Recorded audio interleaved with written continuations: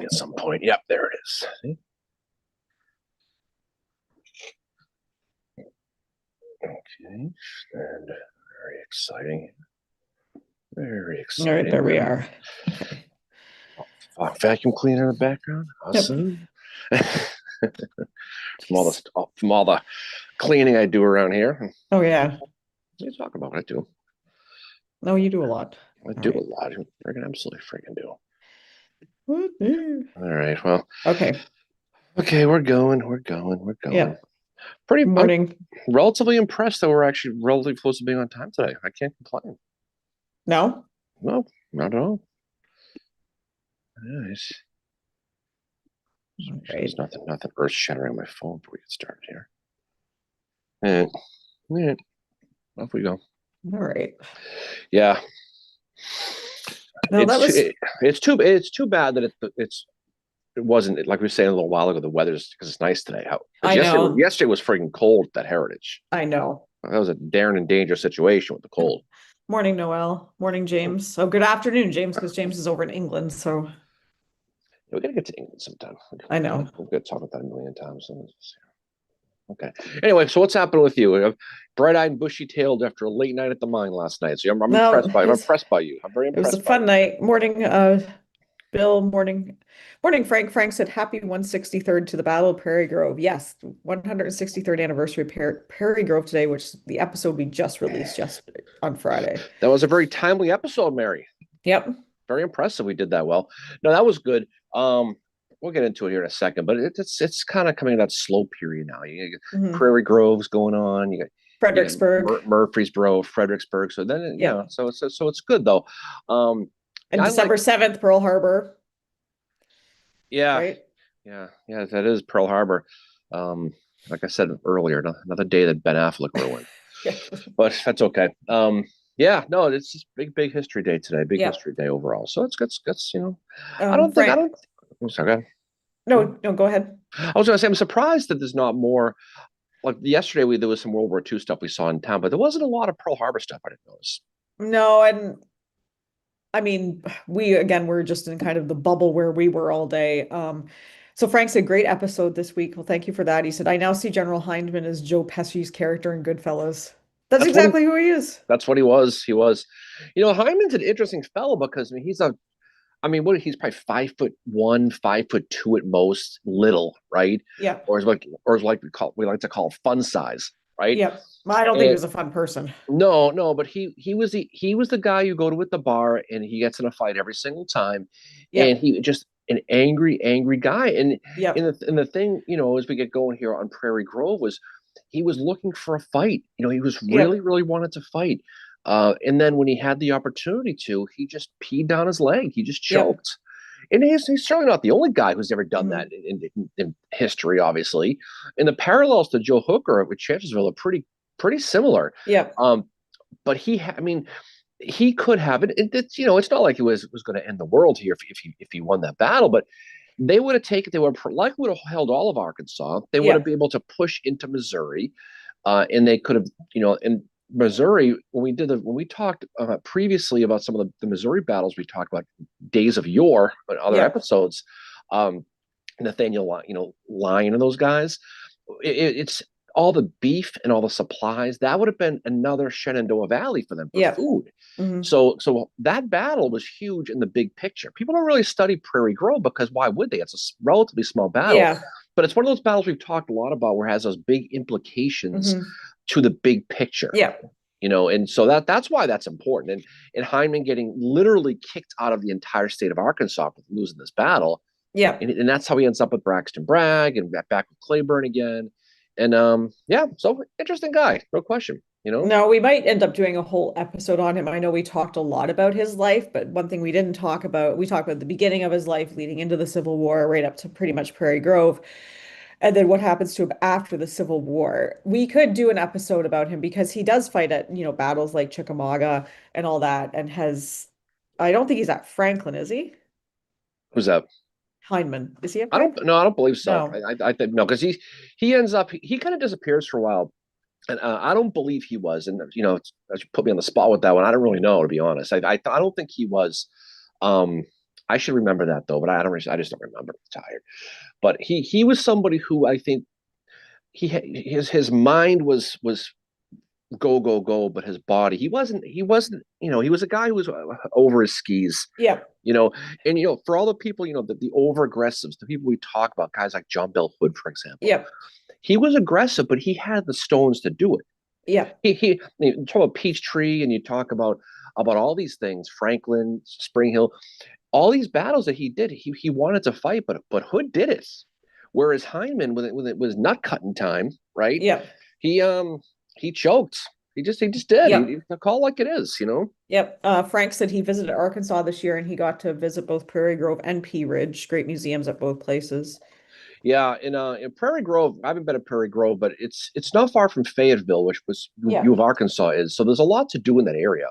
Arkansas doesn't get a lot of press in the Civil War No. because there's only a handful of battles, but it's important though.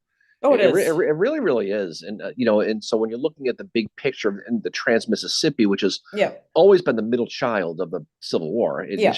it always has as far as the theater goes. It's important, and it's a big supply thing. It It really is. really is. Yeah. But we talk in the episode too about how Vicksburg was always this gigantic planet like Saturn or Jupiter, Yeah. sucking in Everything's going to everything, Vicksburg. was Yeah. pushing everything to Vicksburg. And you saw both on the Union side um, and the Confederate side. And you saw guys like Theophilus Holmes telling Jefferson Davis, "I'm not doing it. I'm not sending. These aren't the droids you're looking for. We're not sending you there." And then ultimately Samuel Curtis kind of did the same thing, sort of. James Totten was the really one who really did, who said, Yeah. we need to keep these two Missouri divisions along with James Blunt's Kansas division in this area, because if we send them all over to Vicksburg, Yeah. you're going to lose Missouri. Yeah. And by all accounts, Grant had acquiesced to this with Halleck. Yeah.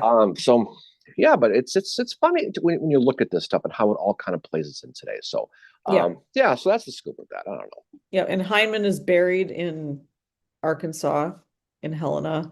He's buried not far from Claiborne. Yeah, I think they're in the same cemetery now. After Claiborne got moved, what was it, 3 times? Well, there goes the neighborhood. Yep. When Hyman moved in, who got literally assassinated while sitting in his kitchen. Yeah. I can imagine he pissed off a lot of people. Oh yeah, and I was reading like he said that before he died, he said this was politically motivated why I was shot, but then I heard it was also over land disputes and everything else. Apparently he was not like a well-liked guy, but this is a guy that had like, a price on his head basically after the Civil War. Never gets pardoned because he'd been arrested when Johnson did all the pardons, so he was like one of the only Confederates not to get pardoned.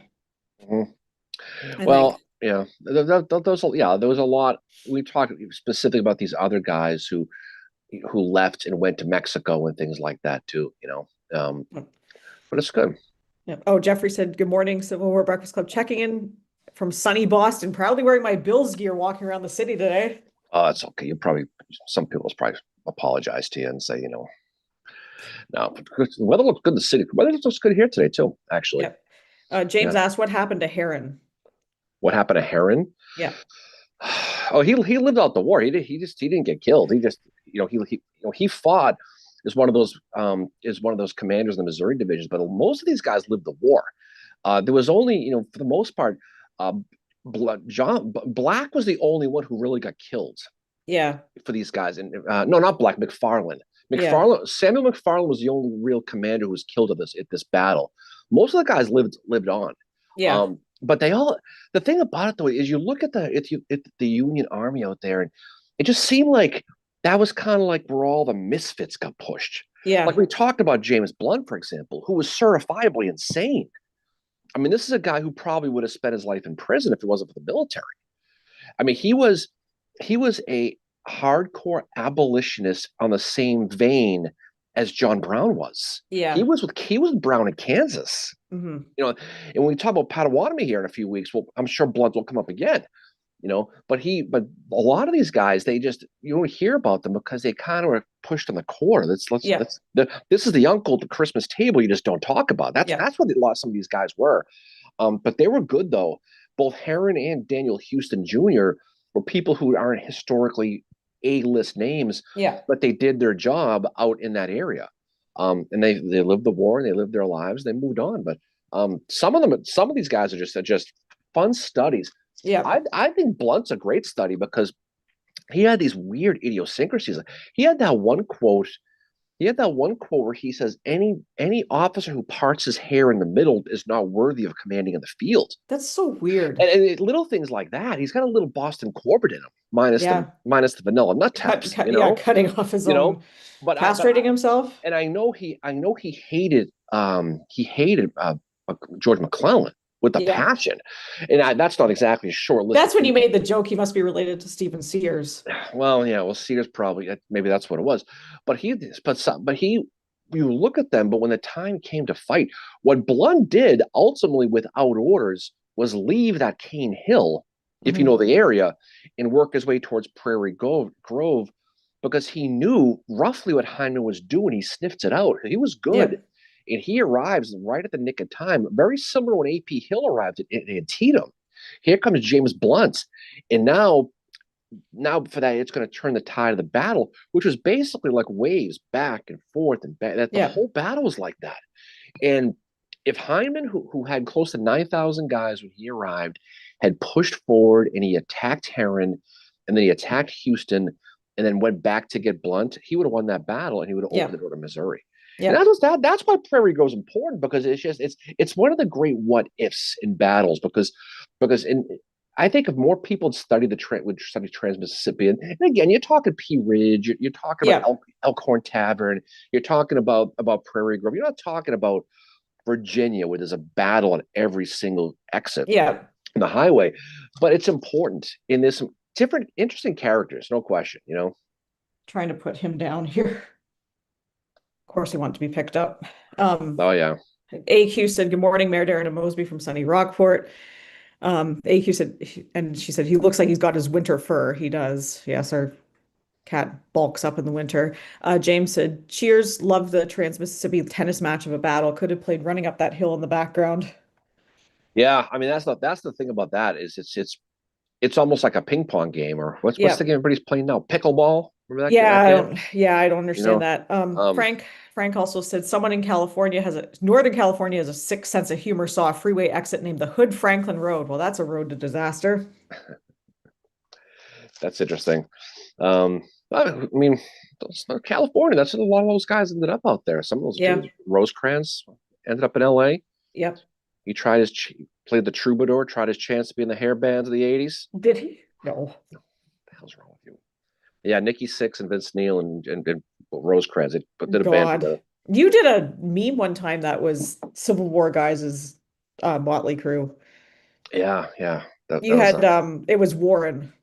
It was Warren. It was definitely Warren. I think it was Hooker. I don't know who else. Who the hell was it? That was days. That was a long time ago. I know. Well, that's when we said Warren was the Nikki Sixx of the Civil War. Yeah. Which he kind of was when he was in New Orleans before the Civil War.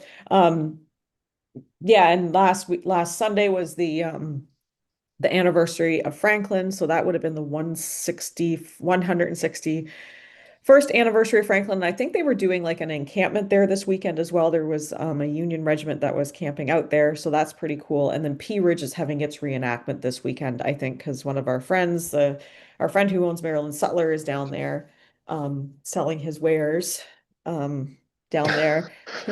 Johnny B. Yeah, everybody knows the Maryland Sutler, our friend John. He's a great guy, interesting fellow. But yeah, he took the whole shooting match down there to Arkansas, which is pretty cool. Yeah, that's very cool. I'd love to do a reenactment out there. I think it'd be pretty neat to do that. And we were saying yesterday to one of our friends, if they rented tents and they did things like it would make life so much easier. Because it's hard to haul your stuff around all the time. And James said, if I read rightly, the only Medal of Honor at Franklin was to a Welshman. Yeah. But yeah, Franklin was it's always interesting to see the stuff that comes out about Franklin around the battle, and how just it's a lot like Gettysburg and how passionate people get about who they like and who they don't like. Well, Franklin is an important battle, but again, the further you go, and you know this, the further you go west, the less important people feel. People look battles, and it's just a bad concept. But people, I mean, people look at Gettysburg as obviously everybody the Walt Disney World of the Civil War, and then Yeah. and that's true of the old Gettysburg Industrial Complex, military, whatever the hell they Hmm. call it. But when you look at these battles, you go, West, how important they were. We've said a million times. I mean, the war was won in the West. It really, Yeah. really was. But all the newspapers, New York Tribune, the Boston papers, Philly, they were all here in the East, and Yeah. of course Washington's here in the East. But when you start looking at some of those battles out there, it's just gigantic. It just is. Yeah. And next weekend is the anniversary of the Battle of Nashville because, after Franklin, we got to march those guys to Nashville. Yeah, and where we're going with this too is I think there's a lot of what about meism with these battles, and they're Yes. not wrong. I mean, it's like if you're Franklin or you're Nashville or you're any of these battles, you're hearing about all Battle of Fredericksburg's coming up here in the next couple of days. It's a Yep. huge battle, all these other things, but it's like Prairie Grove's like, hey, and then Yeah. Franklin's like, hey, and then Yeah. Stones River's like, hey. So you tend to see those people be a little more vociferous in pushing their battles because Yep. it's like the small kitten in the litter. You have to be Yep. aggressive to get the attention. So Yep. kudos to the people who do that. But conversely, though, there's the other people who try to minimize the big battles at the Yep. same time. You can promote the smaller battles without kind of trying to say, well, Antietam wasn't that big, Yep. Gettysburg wasn't that big.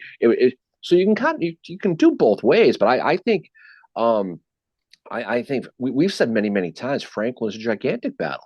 I always Yep. felt it was an unnecessary battle after Atlanta. I thought I it was I think it bloodshed that is. should have been saved. But again, we have 160 plus years of hindsight as our better Yeah. factor here. In real time, Hood is going to beat Schofield to Nashville. He's going to beat Thomas. He's going to beat Schofield. Then he's going to gain supply of Nashville again. He's going to be able to move east now to go back to Lee to try to continue the war. So history shows that it failed. Yeah. Okay, but in real time, that they didn't plan on failing. No. So it's easy for us to sit there and say, "Well, it was such a waste of life." And history shows that it was, but it Yeah. doesn't mean in real time that it was. Yeah. And two, like there's a lot of like trying to justify Hood's actions there. And when you're looking at somebody, and we say this all the time, you have to take in their whole history. Um, and Hood does not have a good track record as an army commander. Uh-uh. He's much better below that, being a division or a corps, what have you. Like he needs somebody above him that is telling him this is what you need to be doing, kind of thing, like giving him orders. And I know Beauregard tried that, and the way that the command structure was set up, and I think we discussed this in our episode about Beauregard, or Beauregard as we call him, that Beauregard is in charge of Hood, but in name only. The one he's taking orders from is Jefferson Davis, the president. Yeah. And Well, it's a very weird kind of thing because I think Beauregard actually told Hood, look, your plan is not going to work, but I can't say no to you, so you go do you. But it's not going to work, taking those guys all that way. And his plan, it turns out it did not work. And I think, there's some people that say like, well, anybody would have made the same decision Hood did. But I mean, I'm like, Hardee wouldn't have.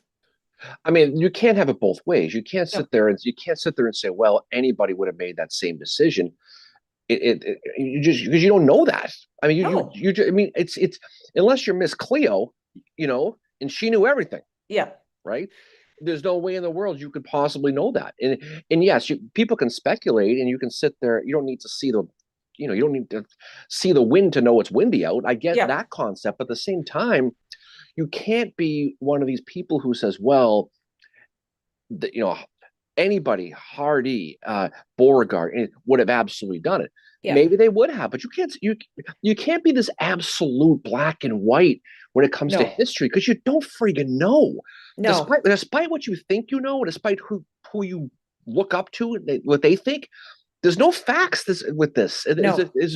History is so gray versus black and white. Yeah. And that's where you get yourself in trouble, is when you start holding on to these positions of like grim death and never letting them go. Yeah. You have to be able being stubborn, especially Yeah. you don't have a life's worth of experience to study this stuff.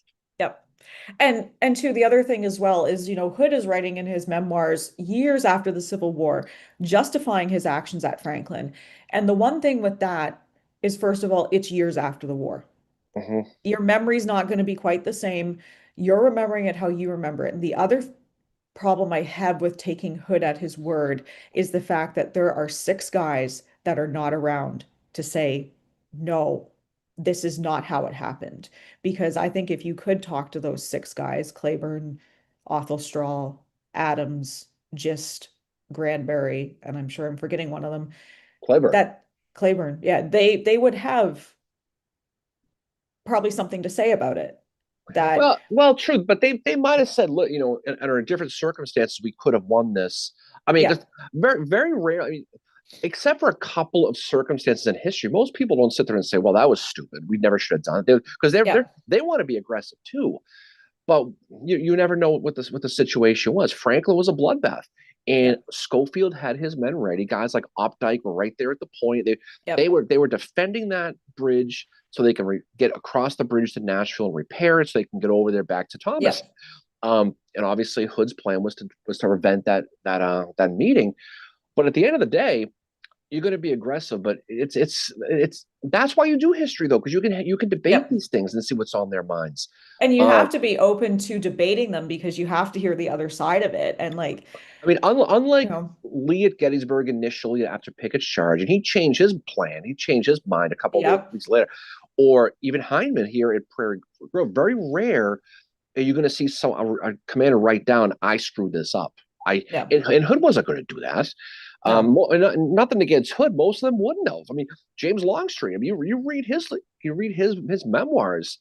I mean, it's everything he did was right, yeah, and so take it for a grain of salt. But I mean, you're talking about men and minds of men, these alpha dog general guys who everything is reputation, everything yeah, is how their lives are perceived by history.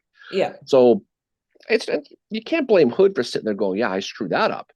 But yeah, yeah, if you could bring back Otho Strahl or States Rights Gist or any of those guys and say, what do you think about this? They probably said, well, given my choice, I'd rather not have gotten killed.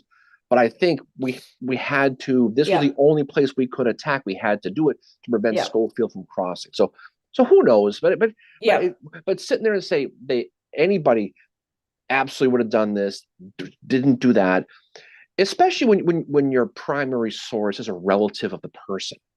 yes, Okay, or people like Sam Hood and these guys these people around now who are relatives of his who try to sit there and say, well, he did this, he did that, everything. Take it for a grain of salt. yes, yeah, exactly. You can't, I mean, Grant's memoirs, we said this many times, best memoirs to come out of the Civil War.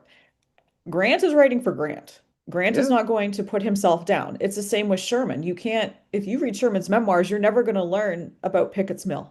You're never going to learn about that battle. And that's what we were talking actually about a question that Gary Edelman had is who would you like a battlefield tour with? I think that's, I need to, but I didn't watch the video, but the answers were like, oh, I'd love to, Hancock to give me a tour or whatever. And I was thinking about it, and I think the person I would like to have give me a tour is Ambrose Bierce of Pickett's Mill. And yeah, then maybe I could hear the whole story of what exactly happened because even Howard is not going to tell the complete story of Pickett's Mill. And he does in his memoirs. But again, there's a reason that Ambrose Bierce wrote a story called The Crime of Pickett's Mill. And yeah. But don't forget too, even Ambrose Bierce, who was focused on writing the gory and yeah, the gruesome. um Happy fella, by the way, Ambrose Bierce. I But think he had a little bit of PTSD. who knows? But at the end of the day, I mean, you look at even guys like Rufus Dawes, Yeah, right, who did not like George Meade. You look at certain people who do not like certain people. You look at George Pickett with Robert E. Lee. yeah, I mean, you're gonna have personal biases affect all these guys. yeah, There's no oracle that you can who is alive at that time who knew everything, who knew no, exactly what was everybody thought.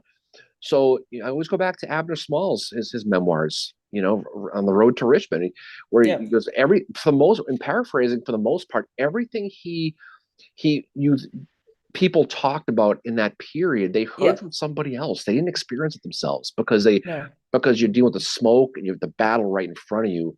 So yeah, if you're hearing about how Barksdale did this, or Kemper did this, or Gibbon did this. You're hearing from somebody else, and it's like that Yeah. telephone game. It changes by the time it gets Yeah. to you. And you could read, and this is why the Robert E. Lee Longstreet debate is still going after all these years, Yeah. because it goes back and forth, because depending on who you read depends on what spin you get. Mm-hmm. And you could read Douglas Southall Freeman, and you could read that book, and if that's all you read, you're going to think that Robert E. Lee, walked on water, and Yeah. a lot of people think that. If you do, knock yourself out. But then you could read other books specifically about Longstreet, or specifically about picking about other people, and the flaws come out. Mosby, Yeah. you can read his memoirs. Yeah. He doesn't rip on Robert E. Lee, but he takes a beer pee all over that Jeb Stuart was late for Gettysburg theory. And that is something that just, and I know we try not to talk too much about Gettysburg on here, but that is just a myth that keeps perpetuating itself. And it's because there's certain people that keep talking about it. I mean, we attended a presentation where that myth was front and center. Yeah, that was embarrassing. I should say embarrassing, because that person should have known better. If you're going to do a presentation, and you're basically going to talk about the history as if the movie was the history. Yeah. I mean, that's that. But you know what? That's what people want to hear. People think that Robert E. Lee laid out Jeb Stuart. Yeah. Learn from this like a man does. Yeah. Well, it's like there is no time for that. They're all, but that's what would, if you read Wittenberg stuff, right? Yeah. In Wittenberg was, I wouldn't say he was a Jeb Stuart fanboy. Yeah. I think he told it the way it was. And if you read guys like Mosby and people like that, it puts more of a spin on it. But the problem is, you go on Facebook and you see the memes, all that get generated over and over and over again about Jeb Stuart. I don't mean like on Civil War Lampoon and places like that. I just mean like people who consider themselves historians, who always push this Jeb stuff. Yeah, because it's fun just as a parody. But if you really think that, I don't know what to tell you. Probably a Bills fan. My issue with the thing that we saw was that the person argued that Jeb should have come back to Gettysburg and not had those 100 supply trains. He should have abandoned them. And at that point, if he did that, the Gettysburg campaign has failed for General Lee, because his whole thing with invading Pennsylvania, one of the things was supplies. He needed to supply himself. Well, the supply was most of it. Yeah. That was the big deal. And we've said this a million times, is the Gettysburg battle was not a good one for the Confederacy, but the campaign was. Yeah. Because they ended up with enough supplies, basically 40 miles worth of wagons, to supply and feed their army for the rest of 1863, when there was nothing to be had in Virginia. So yeah, his intention was certainly to stay in Pennsylvania longer. I'm sure it was, but this idea that Meade's going to set up the Pipe Creek plan, and then Lee is going to come out of his thing and he's going to attack it, that's a complete foul. That was never going to happen. And we talk to guys like Alan Gelzo, and he's very he is very black and white about what his opinion is. Now, no one knows. Yeah. But Lee was aggressive, but he wasn't stupid. He was more than happy sitting over here in this area of Pennsylvania, filling up the shopping cart and bringing it back, and waiting for what he thought was going to be Hooker to attack him, which he probably did. Hooker, like Hindman, peed down his leg at Chancellorsville. Yep. He likely knew that he was going to try to be aggressive against him, and he could sit and wait. That's where we thought we were going to fight a defensive campaign came from, because of course Hooker was going to hit him. Yeah. And it just didn't turn out the way, because Meade took over. Yeah. Pennsylvania guy. He'll be aggressive, I think. He'll take some time to decide, right? Jeez. But that make fun of the movie people. Yeah. But that changed everything. And replacing Hooker and going to Meade turned this whole campaign on its ear. Yeah. And that's a big part of it. But Stuart was never going to abandon those trains. And just like I said, the argument that had he abandoned those trains, then things might have been better for Lee at Gettysburg. I don't buy that at all. I don't because. And Nelson, did Custer burn some of those wagons? Then you're talking about some of these battles over like Two Taverns. You're talking over here at Hunterstown. What about Hunterstown today? We're grocery shopping this morning, but that was but that's part of the deal. Is you had Stuart getting those wagons and he almost got bagged by Hancock. There was when they were coming up, he was able to get around him, swing all the way back here, but he got those wagons he desperately needed. Things like sauerkraut and things like that, which I hate, by the way. But it's good to prevent scurvy and Yep. things like Vitamins, that, very high in vitamin right? C. So you had to have him. And when Stuart arrived, he was not laid out by Lee. He happily took the wagons. Yep. There was nothing anybody wrote anywhere, any place who was there who said that Robert E. Lee lashed him out like that. Yep. Nobody. Yep. I'm not angry, Jeb. I'm just disappointed. Well, but again, when you're looking at the big picture, I mean, again, Robert E. Lee was on a heater. He was on a roll, and you lose to Gettysburg, and of course, it can't be his fault. And Yeah. this is not Lee saying, this is guys like James Marshall and Walter Taylor and people like that, some of his sycophants who wanted to make sure that this could not possibly be his fault. Yeah. So who's the easy target is Jeb Stuart Yeah. because he was late, Yeah. and we were blind. The cavalry is our eyes, the ears of the army. Well, you had guys like Jenkins up here. That's the other thing that was left out of the presentation too, is the other cavalry that was here. There's no mention of Jenkins. And again, the biggest people talk specifically. I know we're talking about the Gettysburg thing. It came out of nowhere. You're expecting that, but people talk about East Cavalry Field. But the big real battle that kind of took place was the day before Brinkerhoff Ridge. Yeah. When you and I and AQ and Steve over there, yep. we did that sort of nickel tour over the battlefield. There is the importance of that. How that was able to pull a full brigade away from Maryland Stewart and those guys, so they had one less brigade to hit. It's Paps Green over here in Culp's Hill, and how that changed history. Yeah. But again, that's guys like Dave McMurtry Gregg are some of the biggest heroes at Gettysburg, and they don't get publicity because they weren't in the movie. That's just we've talked about that forever. When you talk about the big one is Ireland and Colville and people like that. But Run DMG needs a better agent because he should have been a big part of that movie. He needs the reindeer's agent. Oh God, yeah, $10 a head right there. Yeah, to get a picture with reindeer. But anyway, I digress. That's a whole other topic. The other thing too, when you mentioned, like, okay, who can we blame for this? It's AQ said that was very informative and really helped set up a better understanding of East Cavalry Field. Well, I appreciate that. I think you cannot study East Cavalry Field without a really solid knowledge of Brinkerhoff Ridge the day before. Yeah. Because if you don't study Brinkerhoff Ridge, then East Cavalry Field doesn't make any sense. It does and it doesn't, because you have to understand why the trickle down effects of what that did, especially on Culp's Hill, not just Hanover and Low Dutch Road, that whole thing, but it would have made the Confederates' life a lot easier. Yeah. And Dave McMurtry Gregg put a real cramp in the junk of Robert E. Lee by holding that area and holding that Low Dutch Road, because of what happened at Brinkerhoff.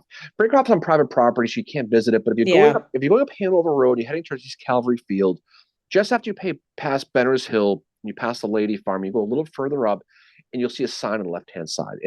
It's probably, you can't get up there, but if you study it and you read, for example, Coddington or especially Fonza's books, he talks in detail about that. And it's a really very, very understudied part of the Gettysburg campaign and the Gettysburg battle, because I don't think you want to talk about a what if that doesn't happen.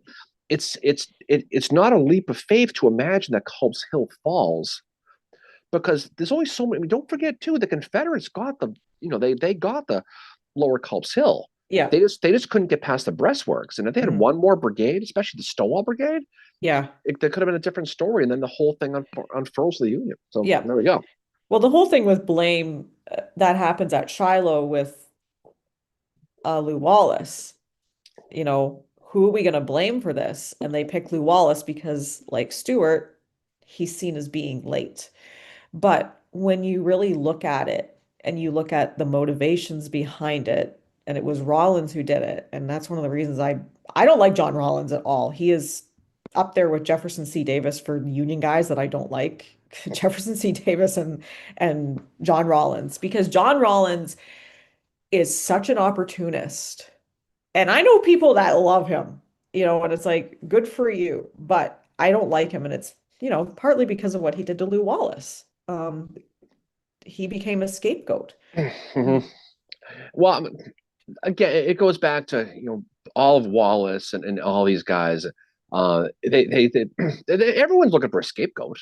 Yep. All of them were. I mean, every single battle you can study, someone's getting blamed, Yep. right? I mean, you look at Iuka. Grant gets blamed by Yep. Rosecrans.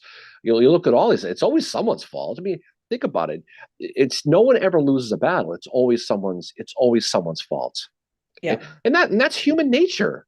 Yep. That's just like look at Chancellorsville, that with Hooker, he put all that blame on Howard. And if you study it, and if you go out there, you go to Chancellorsville, you go there, tell me that wouldn't have happened to anybody. Yeah. Well, When yeah, when you see, when you see the area where Howard was, and how he is set up, and the fact that too, like, and I did, and I always say too, every year, let's give Stonewall Jackson some credit here, because what he did was probably his best move in the Civil War. And I know people don't like Stonewall Jackson. I've gone back and forth on him. I respect him as a commander. He's probably, I think he's more aggressive than Robert E. Lee was, and his Oh losses yeah, are. he absolutely was. Robert I, Robert E. I Lee read was. somewhere that Robert E. Lee was the most aggressive army No, commander yeah, in the I know. Yeah, I Confederacy. remember. I know you. We got that one from. Hmm. I mean, Lee was. He was. You look at the 7 days. Absolutely aggressive. No question about that. But but again, sometimes being aggressive is too much. I mean, Yeah. people don't talk about Stonewall in the 7 days ever because of Stonewall people. And I for obvious reasons. But Yeah. um, I think Jackson and Hood were probably the two most aggressive. I think Hyman was too, Yeah. but he's also dollar store Jackson. He really was. I mean, What he about just Zollicoffer? well, Zollicoffer was different though because Mill Springs is coming up here pretty soon. By the way, Mary. Yeah, that's what actually Speaking of Noelle's speaking of Felix Zollicoffer, Noelle's on here, and she said they do luminaries there on January 19th. who's the guy in The Simpsons, that the professor with the glasses and the white coat? You know what I'm talking about? Yeah. That's Zollicoffer, almost exactly. Jesus. You know, um, he was certainly It aggressive. is. He was, but he was not someone who was going to lead campaigns and like these other guys were. I mean, Jackson. You think about Jackson, you're going to think of the Valley. You're going to certainly Yep. think of Chancellorsville. You're going to think of things like that. And he was aggressive, but Lee was aggressive, but it all goes back to that management style. Lee can Yep. sit there and say, "I want to take this," and then Jackson has to figure out how to do it. Yeah. It's He wouldn't sit, Professor Frink, by the way. Professor Frank. That's exactly what That's it was. Frank just came in with that. That was all a cover. But and that's the thing, is you can sit there and say, "Listen, I want to beat. I'm a coach of a football team. I want to beat the so and so's. I want to beat the Pittsburgh Steelers next Sunday." And then it's the coordinators going to figure out the game plan, how to do it. Yeah. They're the ones who are going to figure out how to be offensive or defensive. So that's why I look at Jackson as a classic tactician as far as aggressiveness. Oh yeah. And you're right. His attack at Chancellorsville was brilliant. Not so much because he just threw everything against the kitchen sink with this. He brought Yeah. all those men up, but he was able to get around them. And Sickles had saw them and thought he was retreating, and he was able to go down by Catherine Furnace and sneak around. But again, you still got to have the chops, the stones to do it. Yep. And so he was aggressive, and that's why things like the Battle of Kernstown, the first Kernstown, make no sense, because he stays back and he sends Richard Garnett up, and Garnett was not aggressive enough for him, and he gets court-martialed for it. Yeah. So again, when you're talking real life. You're not talking about theory. But I think you're right. I think you're right, though. I think his move, but I know you get defensive about Howard, and there's the tired 11th Corps running jokes. And I get all that. But I think you're right, though. I can't imagine anybody at that specific situation, especially knowing Francis Barlow's division was taken away from you. Yeah. And so you had less men already, and your flank was in the air. You had nothing to anchor it on. Yeah. That anyone's going to get beat there. Unfortunately, Howard has the misfortune of having foreign troops who they didn't like, so they're an easy target. Yeah. And then history is a snowball, inertia as time goes on. Now it turns out he screwed up Gettysburg, which is historically just wrong. It's wrong. And so, but you see it, but it's fun to have fun with you, Howard. Well, and I'm fine with it, but I mean, I also try to like, I look at how some of these historians are with these generals, that these generals can do no wrong. And I do not want to be that way with Howard. And I've told you that if I start doing that, to rein me in on that, because I don't want to be that way. Like Howard is a guy who, yeah, he makes mistakes, but he learns from them. And I think my whole thing with how I want Howard to be seen is that he's beyond Gettysburg, and to look beyond that and to see that this is a guy who in his time was very respected, especially in the Western theater and especially by, oddly enough, Sherman. And I'm reading a biography, it's a small biography about Howard now, and it's talking about mainly about his time in the Freedmen's Bureau. But the one thing the author says about him, and I agree with this, is that Howard, in all the, war councils that he's part of, he always votes to attack. He always is, we need to be on the aggressive in this. Mhm. That's how he always is. Um, so that's a guy that does have some, I mean, you have to have some level of aggression in you. Now, he's not Stonewall Jackson, obviously, when it comes to aggressive attacks. He's not, and he's not Thomas when it comes to being a general. He's not Grant, he's not Sherman. Mhm. Um, and I think he knew that. And he says as much in his memoirs. Howard's the greatest general that Howard thought came out of this, the two greatest generals that Howard thought came out of the Civil War were General Grant and General Thomas. Well, I mean, I think if you Yeah, polled most Civil War historians, that they're going to tell you the same thing. yeah, On the and Union side, certainly. yeah. You can't deny Lee because he certainly Hmm. was. But I mean, I think when you're talking about probably the three greatest generals, yeah. Yeah, And I'll tell you point blank. We've said this a million times. I definitely think Sherman's overrated. I think he yeah, absolutely is, and I think he's overly hated too. You yeah, know, we were talking to somebody yesterday at the Christmas thing yeah, who can portray Sherman in his living history group, but doesn't yeah, because he's afraid of the backlash from people. And so if you're going to be doing, which is crazy, if you're doing history and you're going to get people who are doing the whole he burned everything down. yeah. And look, and we were talking about the memes of Jeb. The memes of Sherman are fun, but I mean the problem with those is that people think that's absolutely true. I mean, anybody who studies this stuff knows that Sheridan was a lot worse than Sherman, It was. and a Yep. lot worse, especially in the valley. Yeah. Go down to Harrisonburg down there down the valley and talk about Sheridan and see what you think. You know, Yeah. but again, speaking of those people, there was a living historian at Cedar Creek who dressed up as Sheridan who caught Yep. shit from Confederates, from people, Yep. from reenactors in angry real stuff because they blamed him, even though he wasn't really, the guy. Yeah. Yep. And that's the challenge you have with this stuff. It is, but I think it's too, that if you can portray Sherman, and we have a friend Chris who does, he does a great job with it. Looks just, he looks remarkably like Sherman, and he has that even when like when he's portraying Sherman, like he's got the mannerisms. I think that, how Sherman was, but you know, it's an opportunity to teach people that, okay, that is an opinion, but here's what really happened, and here's, what is said about that, Mhm. and Sherman is still today very polarizing on either side. He's, in the March to the Sea, the Carolinas campaign is something that there still is a lot of myth about, and we'll never know Well, exactly what happened. where it all comes from. It all comes Yep, from Margaret Mitchell, and it comes from yep, historical memory, and that's fine. But I've said this. We said it. I'll say it again. Say it before. Everything Sherman did is accused of doing in Georgia. Sheridan did in the Valley. yep, And if you want to be a Southerner and you want to get your hate on, put the hate on Sheridan versus Sherman. It just, I hmm, mean, if you want to be more historical, Sherman obviously he did what he did. He burned yep, his way through, but his whole point is moving through it. yep, Sheridan's point was specifically to burn as much as he possibly could. We did the yep, episode on the Amish, yep, burning, peace loving people who weren't yep, combatants. So you're talking ugly war. yep, Look at the Valley. I mean, I'm sorry, that's the case. Um, Sheridan did his job, but he's not a nice guy. I'm sorry, no, he isn't. I don't think and anybody really thinks he is. I mean, despite what the poem from Cedar Creek, all that stuff that yep, kind of glosses over him and stuff like that.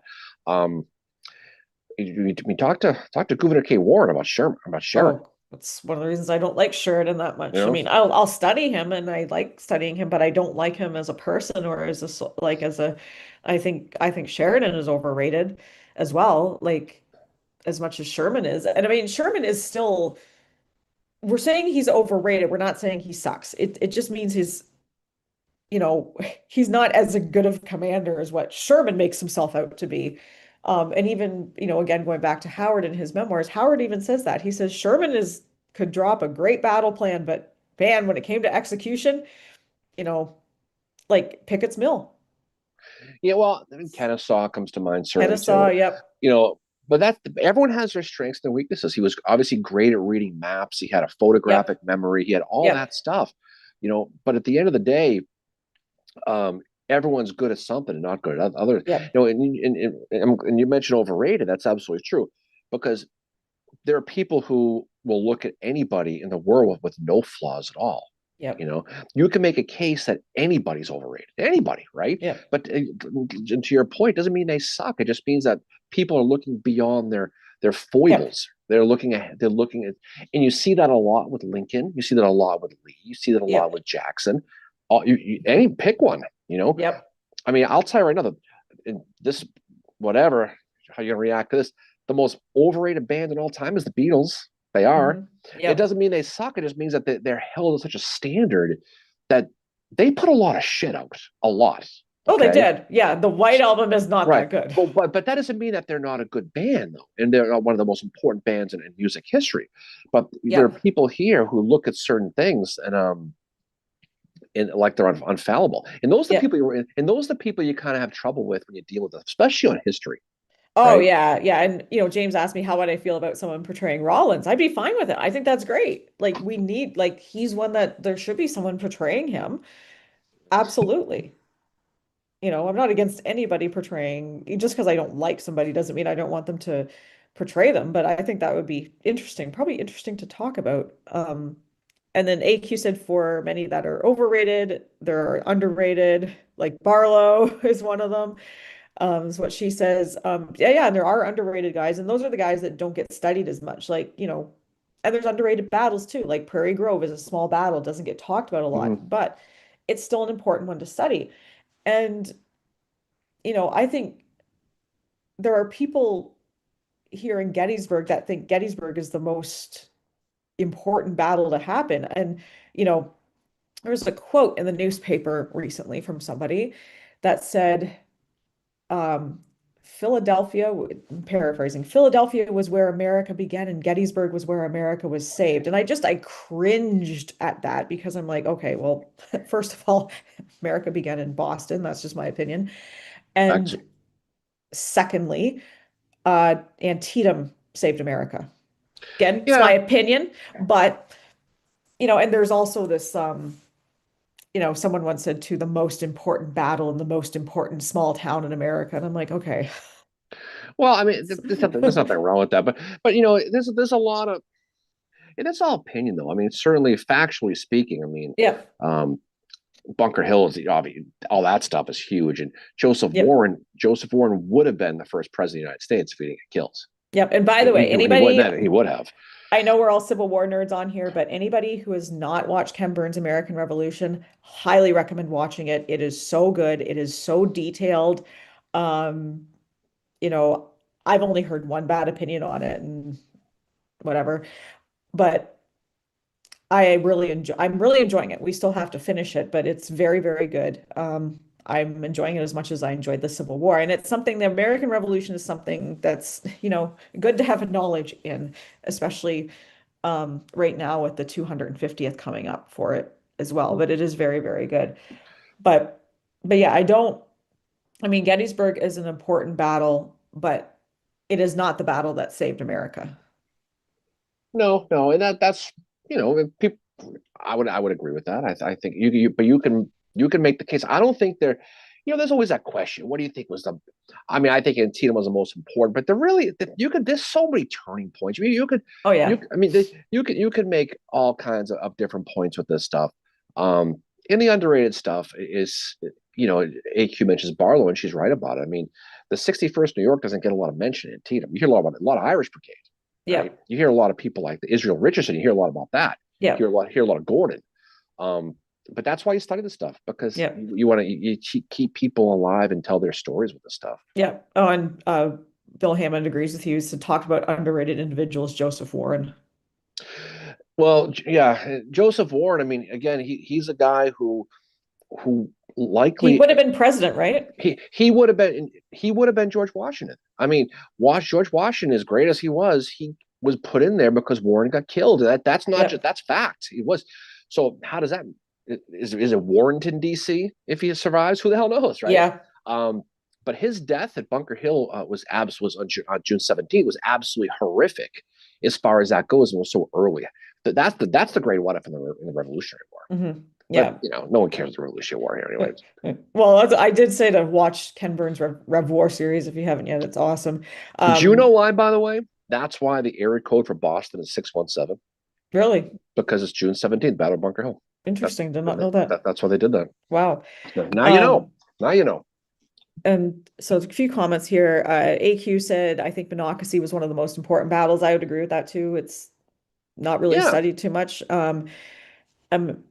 Miranda said that Vicksburg was more important logistically, I think, than Gettysburg. I agree with that as well. Vicksburg is a very important win. And that's why I say, like, well, it depends how you look at it. If you're looking at the political victory or the military victory, certainly a loss at Gettysburg would have been horrific looking at the potential election of 64. And but the military, getting through Vicksburg and cutting the Confederacy in half and controlling the Mississippi River on a military X's and O's was mandatory. Yep. So again, it turns into what do you consider more important? The election, which a lot of people think, and I tend to agree with that the Confederacy's only shot was winning that election in 64. Yep. And despite what people think, if McClellan had won, it doesn't mean he was going to simply surrender. And that's the other thing too. He would have kept the war going, but he would have offered to let him keep the slaves if he came back to the Union. And if they said no, he probably would have kept fighting. But history says that he would have given up the ghost, and that would have been the end of it.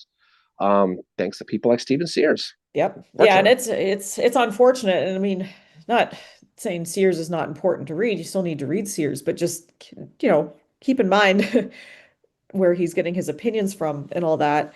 I think too, like the whole, like for me, the Western theater, I've said this a million times, is where it's at. Not to down the Eastern theater is still important, so is Trans-Mississippi, but it's much more, you got to have Vicksburg, and then you've got to have Chattanooga. You have to, because the reason for that is the supplies are mainly coming from that area, and you have to cut them off. And that was the whole thing with the March to the Sea. Sherman doesn't need to destroy the factories. Sherman just needs to destroy how they're moving the stuff, and that's why the railways. He just has to get to Savannah. That's all he wanted to do. Yeah. I mean, taking the war. I mean, Grant was the hard war guy. He's the one who set Sheridan off. He's the one who set Sherman off. But don't forget too, Grant did not want Sherman to the March to the Sea. Sherman had to beg to do that. Yep. So it is what the goal was to get. And it's funny because the goal is get to Savannah, resupply, move north, hook up again with Grant and Meade and attack. But as soon as he did that, Grant's like, you know what, Sherman, stay where you are. I want Meade to get credit for this. And so that must have been kind of a kick in the junk to Sherman. Yeah. After all that, when he was basically go to North Carolina and just kind of chill, hang out. We got this. Yeah. Which I'm sure he didn't like that one bit. No, AQ said she's got to sign off because she has to help your adopted mother put up the Christmas tree. You help Mom. You help Justine put that Christmas tree up. Mimi. Yeah, especially before she gets too loaded. Get up there. Once it's 1 o'clock and those Rob Roys hit, she's gonna have a tough time getting those ornaments what? up. The Rob Roys. Oh well, that's good. That's good. So we'll talk to AQ soon. Fragile X Factor said, whenever the question of overrated, underrated personality comes up, I ask myself, who would I want to serve under? Definitely not a hothead. That's why the soldiers' letters are so interesting. Well, that's why McClellan was so popular, because he was protected. And but again, if you're going to find under an impetuous, it goes back to the whole thing with Franklin again, with how the men, because you talk about the six, Yep. all those officers were killed. A Yep. lot of men under them did probably were thinking this kind of sucks too, and didn't Yep. want to do it too. Especially late in the war, everybody except the politicians knew the war was over. Yep. And Yeah, and, and I think and that's it, the thing with Franklin too, is these guys knew the war was over. And the other thing too, and this doesn't get mentioned a lot, is desertions went up after Hood took over. oh, they did, but they were always up anyway. I mean, that Yeah.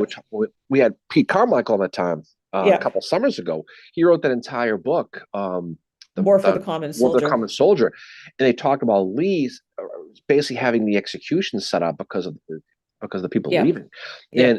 and as soon as Lee's army crossed from Virginia into Maryland, you had a large number of troops on the Confederate side who deserted Yeah. because they were told the understanding was they were fighting to defend their state. If we're fighting in Virginia, why the hell are we going into Maryland? I ain't Yeah. going. Even Armistead didn't want to go. So there was always an issue, Yeah. and you had their papers expiring and not signing up. But the Confederates put that mandatory service in throughout the war pretty early in the game, and then you had the Union have to do it with the draft and things like that. With we talk about the Yeah. draft riots and all that stuff. So the manpower was down. We saw Yeah. when you get to Cold Harbor, you talk about the Overland campaign. You know, there's not a lot of troops on the Union side either. That's why you're taking these 8th New York types, these heavy artillery Yeah. guys, and putting them in the field, the paper collar soldiers they call them, with no experience, charging the breastworks at Cold Harbor. And that's where he gets the butcher nickname. Yeah. But that was an issue on both sides, no question. Oh, it definitely was. Frank said, I've been reading Suffering in the Army of Tennessee about the Atlanta to Nashville campaign. There were some soldiers who didn't like Johnston and were happy when Hood replaced him. I think that probably definitely the case too, that there were ones that were happy. Well, they wanted to And fight. I mean, yeah. Johnston was fall back, fall back, fall back. It was Floyd Merriweather there. Just Yeah. don't attempt it. Just beeb and wav. What do you call that phrase? Bob and weave, Yeah. and kind of keep Sherman force him to use those flanks to get around you. Some of these guys were like, let's just freaking go. Let's just Yeah. fight. And And I think that's why, even Sherman felt that way too. He's like, okay, good. He'll fight. And then Howard had his whole, well, he's a that's part stupid of the reason. fellow. Part of the reason why Peachtree Creek was such a bloodbath Yeah. because the Confederates, and that was completely screwed up. And but they were attacking, they were aggressive, and that's what that's the good part about Hood. These guys finally felt that they could finally be on the offense now and take some swings once they Yeah. crossed the Chattahoochee and they were surrounded. Yep. Now, if you put him in, doing the whole what if thing, if you put Hood in charge earlier, Yeah. he would have probably fought harder every step along the way. He would Yeah. have exhausted his army, but he's still Oh going to, yeah. at the end of the day, what was he going to do? He was going to delay Sherman.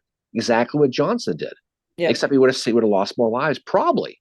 This Yep. is just my opinion, but at the end of the day, Sherman wasn't losing. He had too many No. men. They had too much stuff going for them. Yep. But it's just a question of go down swinging or Yeah. again running that clock out to try to get to that 64 election, hoping that Yep. McClellan somehow wins that. Yeah. Atlanta fell. That was the game. Oh, Atlanta falling is But yeah, I mean, it's a huge. Monocracy came, and there was so many steps along the way that affected the election. But I think Atlanta falling, I think that kind of put the ball in the court of Lincoln to Well, base it over on. then you're definitely getting into the supply heartland of the Confederacy, and the Anaconda Plan is working, right? And two, like someone said on here that, the blockade is important and underrated as well. That's what James said, that, Of course, it the was. blockade doesn't get talked about enough either. It absolutely was. And when you're looking at a lot of the whole battle went, um, and the whole war went, it played itself exactly what it should have. The Union Yeah. military and the industry ultimately won. Yeah. Um, the Northern will over about slavery finally kind of pushes, and this is where John Brown was right, by the way. Yeah. I mean, when you're studying John Brown, and his execution was a couple of days ago, so it's front of mind. His whole Harper's Ferry thing. When you look at it, I mean, I disagree that the fact that he was crazy, to be honest, because Hmm. I think he realized that in his mind, and maybe it makes him crazy, who the hell knows, but he was going to get enough fear going in the South to ultimately create, to create a war that was going to be won by the Union, that would have Yeah. been won to end slavery. And so he took a very big picture with the whole thing.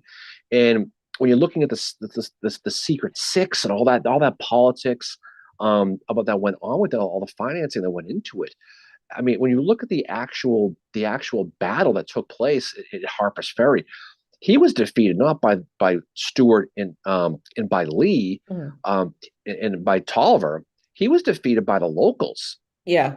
who they came down from Winchester, they came from Charlestown and with shotguns and surrounded the town and killed half of these guys.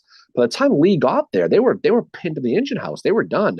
Yeah. But at the end of the day, when he was captured, he knew Brown now. He knew that he had in his mind he had lit the spark that eventually Yeah. was going to create the Civil War. And you know who perpetuated that, who really threw gas on it, was Henry Wise, the governor of Yeah. Virginia, who would fight for the Confederacy later on, because he was stoking the fact that there's going to be all these slave uprisings, and Yeah. there's going to be, so we need to get the militias going, which created the Confederate regiments, the army, and it created a us versus them mentality where it's going to be a so everything he did, what he wanted to do, ultimately was what he did. And there's a really good book by H.W. Brands Yeah. which compares Lincoln and Brown emancipation Yeah. about what they did. And Brown had a lot of religion in his head too. Yeah. He saw himself as the guy delivering the slaves, Yeah. all that stuff.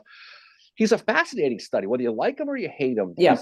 He's a guy who took a step back and said, I can be the guy who can be the adjutant to begin the war that the Union's Yeah. going to win to end slavery. So that's why when he was getting hanged, all the people who were up there watching him get hanged, he says he was calm he was happy with everything.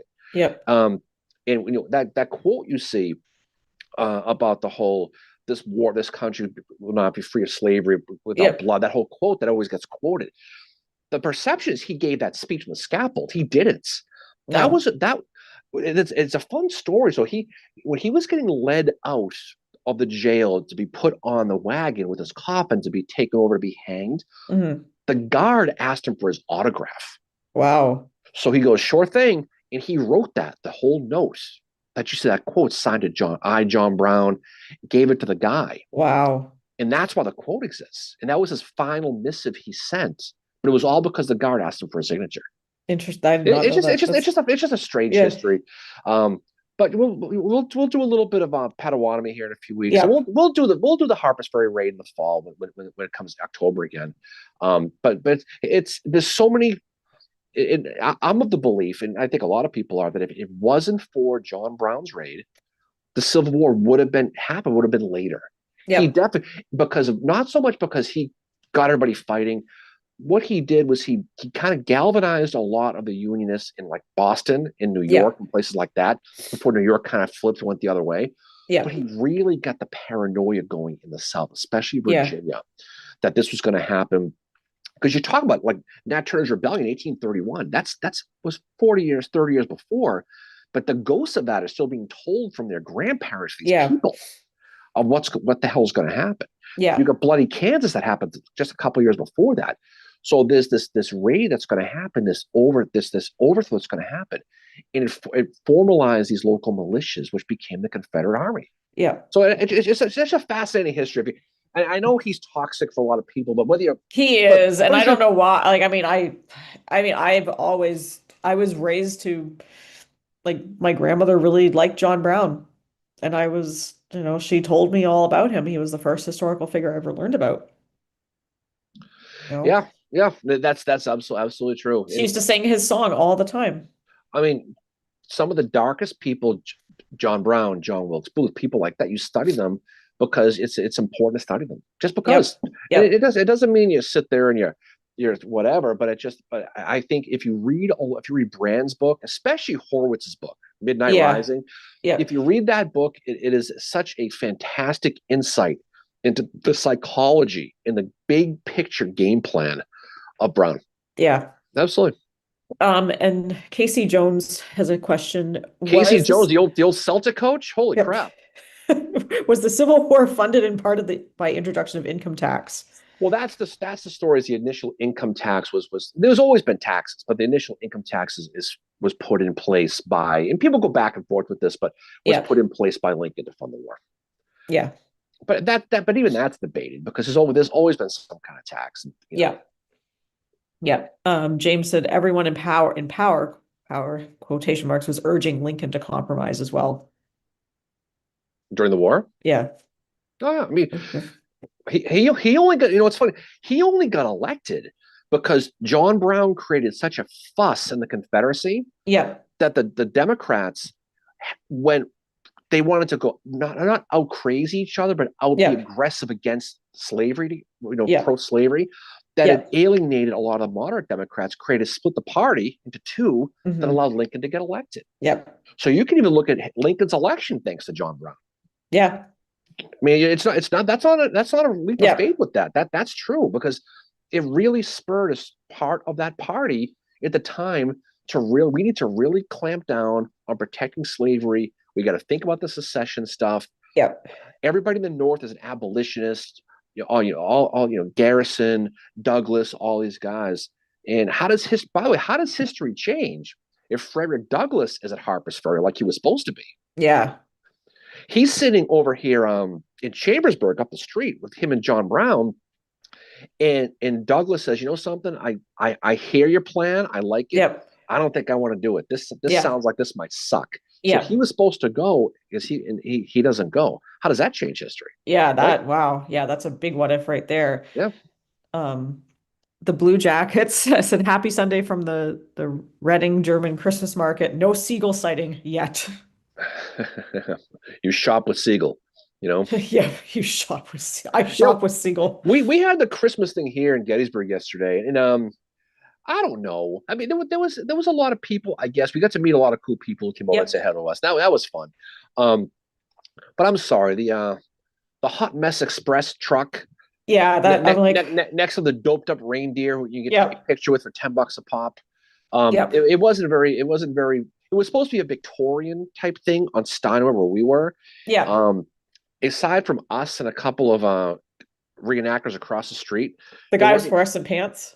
there wasn't too much of that. So I think it's a great thing the town does. But it was a little weird. It was Yeah. we'll do it again, but I was kind of hoping to be a little more Victorian era. I mean, that's how we're wired Yeah. though. But Yeah. most people in the town they're coming for the funnel cakes and Yeah. get the picture with Rudolph. They don't Yeah. care less Yeah. about us, sitting there in our tent freezing. Felt so bad for the doped up reindeer. Yeah, well, that's okay. Yeah, pardon? He must have gone to the mine beforehand. Probably. Poor reindeer. Yeah. We should get ready to jump off here too because we got stuff to do today. Oh, it's it's early. Okay. Okay. All right. Okay. No, that's only 11:50. We go a little while. I mean, Okay. what we got to do today? We got football to watch. That's all we have to do today. Yep. Someone's gonna make a chicken.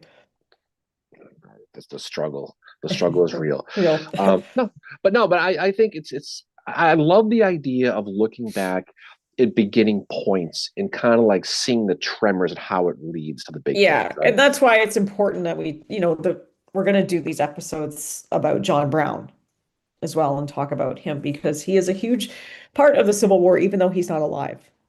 No. He's a big part of it. And anybody who's been up to Lake Placid, up to North Elk Yeah. Farm, is a fantastic visit. I mean, if you go up to Lake Placid for the hockey or the Olympic stuff or whatever you go up there for, if you're going to Fort Ticonderoga for the Yeah. 250th Yeah. America, and you're in that area, go over to John Brown's farm because he's buried there along with Watson, his son. I believe Oliver's buried there. I think Dangerfield Newby, one of the slaves who was Yep. killed, We was talked buried about there. him in one of our Halloween episodes. Jay Price told the ghost story about him. Yeah, he was one of the slaves who fought with. We'll kind of bore with these stories, but he's one of the slaves who fought, and he gets killed. If you know, like if you've been to Harper's Ferry and you're standing and you're looking straight at the engine house, okay, which is not the original location where it was. It's a little bit further up the street. But there's a road just on the right of it. If you walk down that road, there's a site of the old armory. It's a foundation now. Dangerfield Newby was killed in the street right there, and he was killed, and so the locals for about 24 hours use his body for target practice. Oh, So he was down. They would just take pot shots on him, and then pigs ate him up for a little while. You know what's so funny is a lot of these guys, their bodies were taken and yeah, donated to medical schools. You know, one of Brown's sons, I think it was Watson actually. He was killed, and they took his body and donated it to a school, and then the yeah, family had to use, because of Henry Wise of Virginia, had to help get the body back so they could bury him back in New York State. yeah. Um, but yeah, but that's a scary world, no question. You know. Yeah. James mentions the Good Lord Bird TV series, which is excellent. We watched that a few years ago. And Hal from Littleton, Mass is on here. He said a Littleton Oh, Holiday Bazaar yesterday. Historical Society had photos of residents in uniform who fought in the Civil War. well, that's awesome. Littleton's a quaint little New England town. I live Littleton. It's a pretty cool little area. So your godparents were from, right? Yeah, yeah, that's exactly where they're from. But that's a nice little area up there. Um, but no, but yeah, but there's a lot of that early stuff that leads into the big stuff. And like anything else, if you know where you've been, it's easy to study where you're Yeah. going. And I know people love Gettysburg and they love Antietam and they love Shiloh and Vicksburg and all that stuff. But it's just it's interesting to see, especially with these people, because looking back at Harper's Ferry, who was Robert E. Lee's boss? Was William Tolliver. It Tolliver. was Tolliver, Yeah. Taliaferro, as you used to say, right? Taliaferro? And as the war goes on, obviously they go in different directions. And Lee wanted no part of going to Harper's Ferry. Yeah. He thought it was a big friggin' waste of time. And Lee was even more angry when he had to take his Marines and guard Charlestown. People Yeah. trying to break out of the jail for Brown. So he's like, this is a waste of friggin' time. But it's fun to talk about that stuff. I don't know to go down a rabbit hole of Brown today unexpectedly, but it's a fun study. Yep. The big point is, if you study people that maybe you think are creepy or you don't like, it definitely puts a lot of light on stuff. Yes. Yeah. And you It- have to study the ones you don't like. Um, and history is not meant to be comfortable. Like we've seen recently those photos of at the reunions here at Gettysburg, which we're going to do in the new year. We're going to do an episode about Civil War reunions and focus on a couple of ones, including one of the ones that happened here in Gettysburg. You see these photos of the veterans shaking hands, and one of the captions I saw was, basically, oh, look at them, they've reconciled, they're friends, they're both Americans now again, and they like each other. A lot of those photos were staged. of And course they were. that's something that I want to see museums start talking about, this uncomfortable part that no, they're shaking hands in a photo, but guess what? After that, they're getting in fights. You know, it is not one of these, they're not reconciled at these reunions. And it's interesting to see on social media the people that say that they were getting along and they were reconciled. And why can't we be that way now? It's like because we never were. Yeah. It never was that way. Because yes, there were some that were obviously friends and, kind of bury the hatchet kind of thing. But a lot of and as you said too, right, the photos are staged.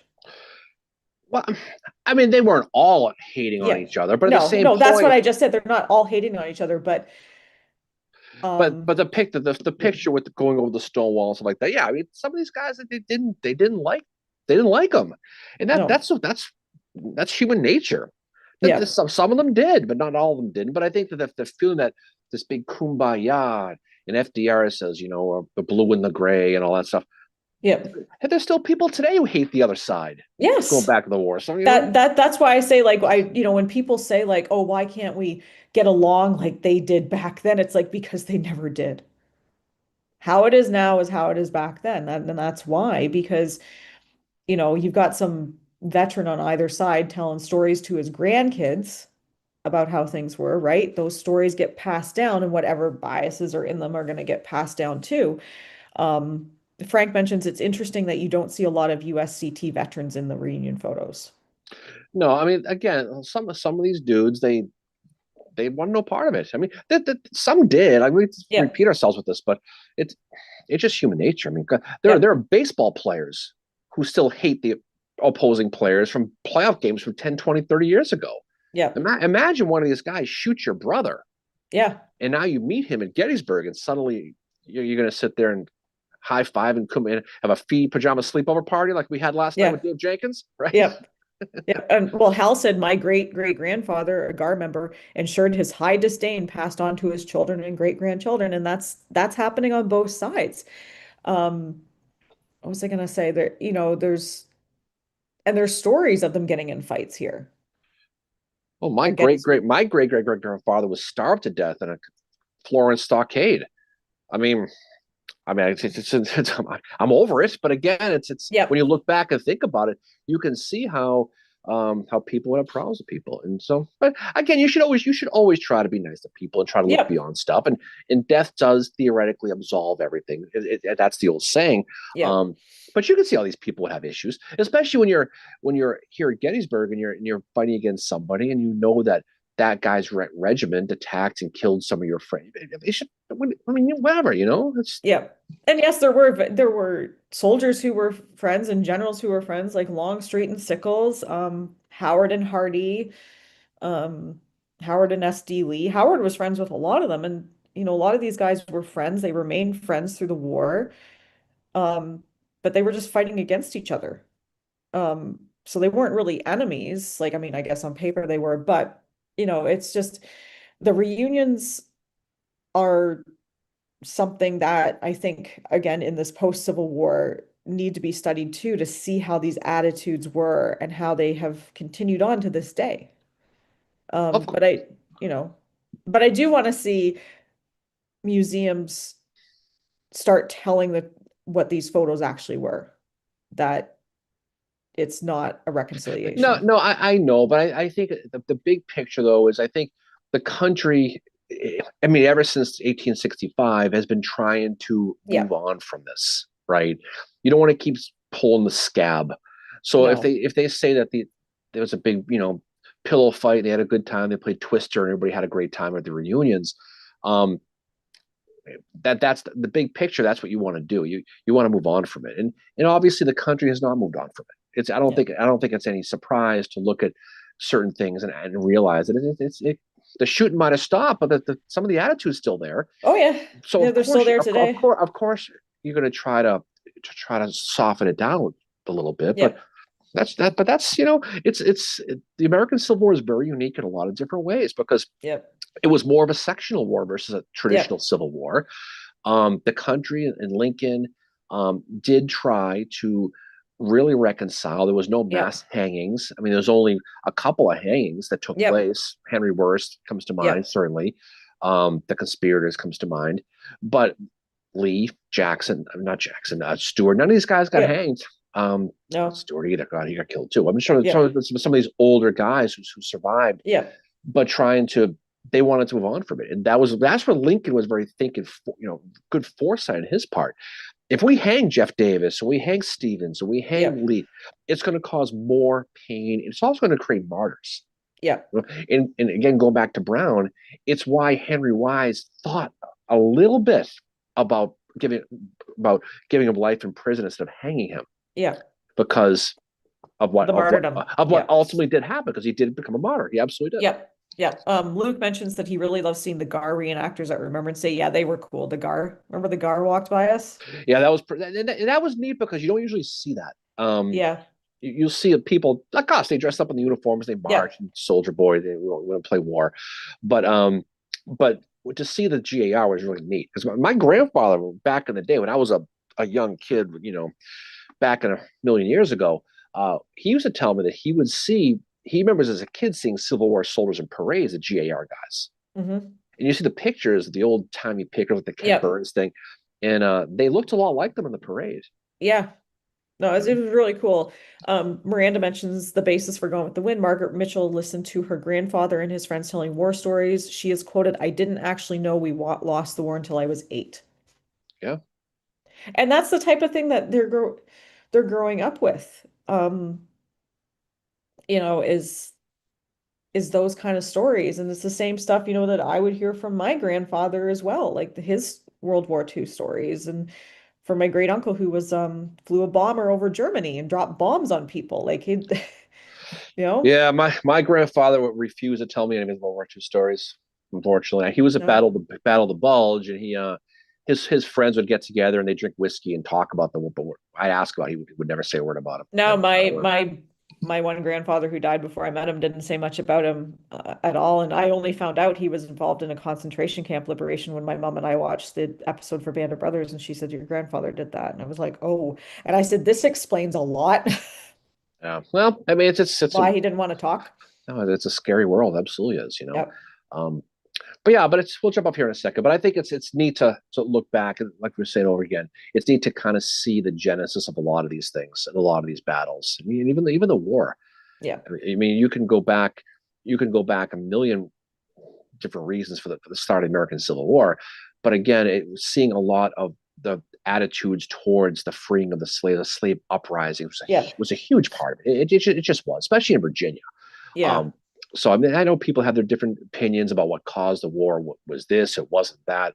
I mean, if it's pretty clear in the big picture overall what it was, but there's a million little factors that kind of were peripheral reasons that thought Yeah. that worked against it too. That's why you study it. That's why I mean, that's why you study it. Mhm. People have their own opinions. Nobody likes to talk about the miserable, crappy stuff, but that's No. that's part of it. That's just No. reality. You know. No, and the thing is history is not meant to make you comfortable. If you're comfortable with it, you're probably missing a few things. It's meant to make you uncomfortable. There's very uncomfortable parts of Canadian history that don't get talked about enough, like the What residential what schools. the big maple syrup assaults of Yeah. 1912. Yeah, yeah. No, the well, yeah, but the how we treated our indigenous peoples with the schools, which happened here too, that we've only just started talking about that. And it is something that makes people really uncomfortable because when I was first learning about the residential schools, they were still being used. There was kids my age in them, and that's a tough, you know, part of history, but it's meant to make you uncomfortable. And there's parts of the Civil War that, you know, I think are obviously uncomfortable to study. Well, that's any kind of, I mean, any kind of, especially you're talking military history, you're talking war, you're talking revolution, you're talking anything like that. As much as, I grew up in Boston with the idea of it was the mighty Bostonians against the hated Mhm. British. I mean, they wouldn't, guys like Sam Adams were no picnic either. No, John Hancock was basically the country's first great mobster yeah, as far as a lot of this, as far as the blockade stuff, as far yeah, as a lot of the illegal trade. So there's a lot that goes into it. It just yeah, does. That's why it's so much fun to study because mhm, why it's always changing. yeah, It always is always. So yeah. all right. So I guess we can jump off a little bit early Alrighty. today, but we do got stuff we got to do. So we're going to be doing a roundtable December in 17th. December. Oh, okay. I think it's December 17th we had Okay. decided. Let me December just, 17th. So yeah, if you are interested in joining, just send us an email to civilwarbreakfastclub@gmail.com. yeah, Right? and we will Okay. send you an invite. And we'll send you an invite. Yep, Um, just make sure even if you think you have your email address, please send us an email anyway. yep, Okay, because Mary has a list that she checks it twice and she yep. wants to Oh, get that out sorry, there. December 18th. December 18th. We'll put it out Yes, there. Thursday, December 18th. We're gonna set that up. We're gonna go back to our book club again pretty soon. Now that Yep, we've kind of set, we're gonna get back to that again. We got some books we're gonna do, and then we'll be doing the episode on Potawatomi, yep, the attack here. That'll be in a couple weeks as well, and that'll get us into the Christmas season. So yep. so hopefully people have a great rest of the weekend. My Patriots are off today, Mary, so we're gonna sit back. Hopefully, get the Bills lose. Hopefully, the Steelers lose. I guess I don't care the Steelers. I don't know. Hopefully, we get some good stuff coming. So, but check the stuff out. Hopefully, if you haven't listened to Prairie Grove, check it out because it's a cool battle. I know it's not Gettysburg, but it's not Antietam, but Yep. but it's neat because it's a great battle of psychology where the division commanders really don't do anything with the Confederates. Hyman kind of chickens out. He has a good Yeah. plan, but then you got guys like James Blunt coming out of nowhere without orders and coming to attack. It's a nice, neat, fun battle. There's a lot of cool people to it. So if you guys check that out, let us know what you think, and off we go. Right? Yep. Fragile X Factor said great topics today and so much new information, new ideas to look into. Prairie Grove episode was great. Thank you so much. Well, thank you for that. It's great to hear. Glad people are enjoying it. Frank said, "Good talk, everyone. The Civil War is going to be 165 years old, almost the same amount of episodes in Civil War Breakfast Club." Yes, we That's are on true. to 160. Our next one will be 160. Holy moly. Yep. That's no, I mean, it's been a lot of, and it's been a lot of cool stuff. What's interesting with this is that there's not a lack of topics. There really isn't. Yep. There are some that you got to research because it's Yep. not every, you got to go down rabbit holes. You got to go to the Yep. Library of Congress and you got to look for some of these letters. Yep. Um, but they all tell a great story. And like at the end of the day, the whole point of any of this historical stuff is to keep the memory of people alive Yep. because, nobody would know who Heron is, or nobody would Yep. know who Daniel Houston is, or James Blunt is, or any of these people, because unless Yep. people talk about them. So hopefully people can check that out. If you go to the area, go check out the battlefield, check out the fantastic bars at Fayetteville, at Yep. the U of Arkansas, and yeah, and appreciate the history. So, all right. So, any final words from you? Well, thank you for bringing it like you always do. Thank you for the people who joined us today, to listen and to comment and all that. We really, really appreciate all of you because we could not do this without you guys. So thank Yeah, you. no, that is true. That is true. I'd be stuck talking to you by myself, which would be tough. Ooh. Anyway, all right, guys, enjoy the rest of the weekend. We'll talk to you all soon. Okay, see y'all later. Peace out. Bye. Bye.